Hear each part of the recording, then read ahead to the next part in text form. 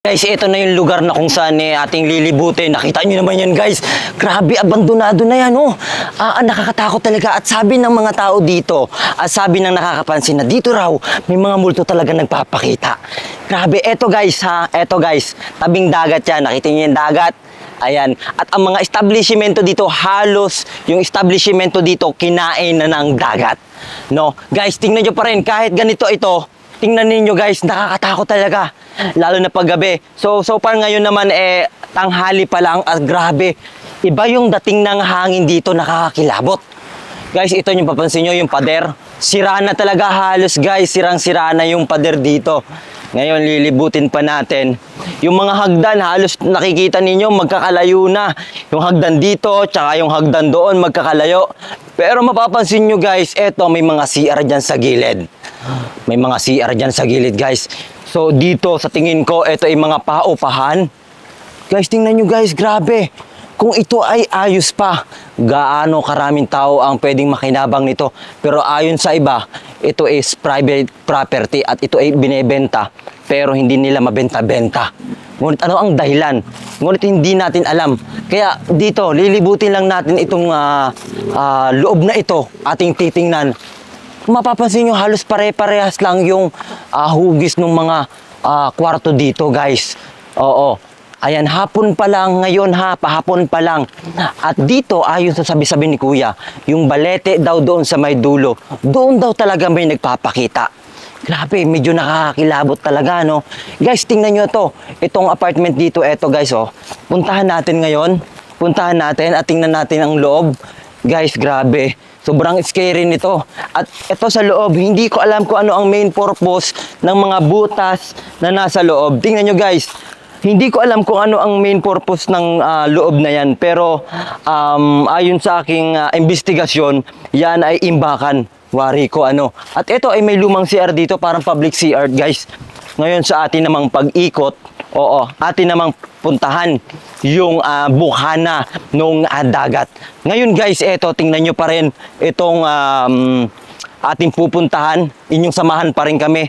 Talagang kailangan nyo lang mag-ingat dahil napakarami ng tinik. Guys, puntahan natin itong tabing dagat dito. Nakakatakot talaga guys. Grabe. Oo, pero mas nakakatakot talaga yung tipong mag-isa ka lang na pupunta dito. Yan yung lugar na kung saan ikinakatakutan dito. Pero marami pa rin pumupunta. Yan ang aking pinagtataka. At itong daan talagang paldak na guys. Ayan, paldak na. At itong loob guys, ating silipin ayon sa sabi-sabi. Ayan, nakita ninyo naman, napakakalat. At dito daw sa may puno ng niyog na ito, niyog ba ito? Guys, tingnan naman ninyo. Ayan.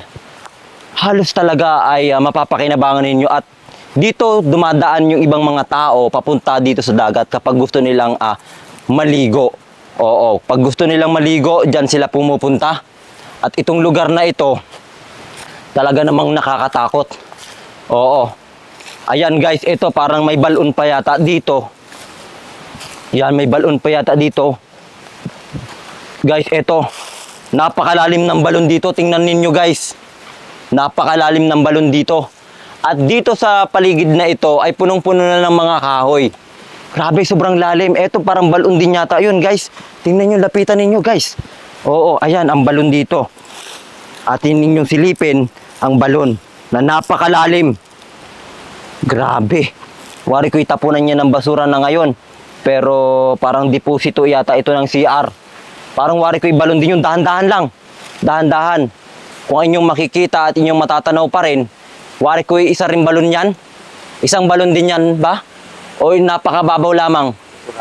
Ha? Isang basurahan lamang. Tara dito sa unahan. Let's go. Puntahan natin guys yung nasa unahan guys. Tingnan natin kung ano yung ating makikita dito. Dahil itong lugar na ito ay grabe. No, sobrang scary talaga. Ito yung isa sa mga abandon na napuntahan natin na hindi natin inaasahan na sobrang lawak.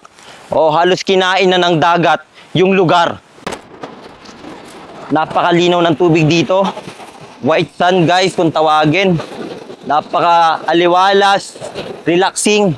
Pero kahit ganun pa man, may natatagong hiwaga at misteryo ang lugar na ito. Tingnan man ninyo dito guys. Eto, isang abandonado. Pero kung ito napapakinabangan, kumbaga maraming tao mag-i-enjoy sa lugar na ito.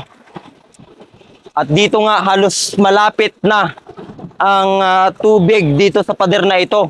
Posible na kapag high tide ang tubig, ay bumabangga ang tubig dito sa pader. Grabe, napakalinaw ng tubig. Pero ating sisilipin pa rin at ating babaybayin.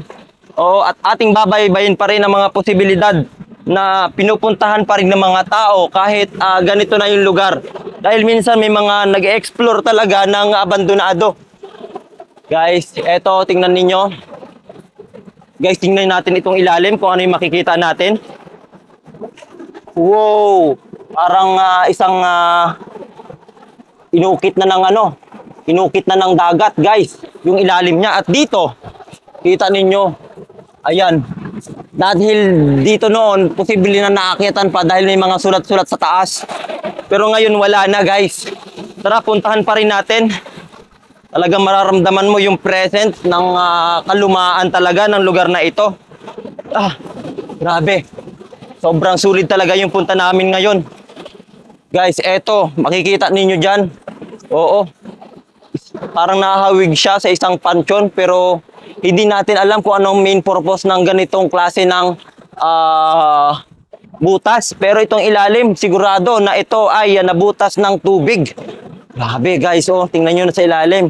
Posible na pinupuntahan pa rin yan ng mga kabataan o ng kung sino man itong lugar na ito. At dito, napakadelikado dahil kapag pumunta ka dyan, ay posible kang malaglagan ng nakahapay na pader. Grabe, nakakatakot. Guys, pero dito may mga mag-iisda pa rin. May mga nangingisda.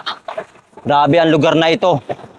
Kung inyong makikita sa may bandang iyon, kung inyong makikita, may mga sulat pa rin sa taas. At posible na makadiscover pa tayo ng mga bagay-bagay doon. Tara na guys, dito tayo. At ngayon hanggang dito na lamang ang aming investigasyon. Isamahan nyo pa kami sa mga susunod na kabanata ng ating pagdiskubre. Maraming salamat sa inyo guys.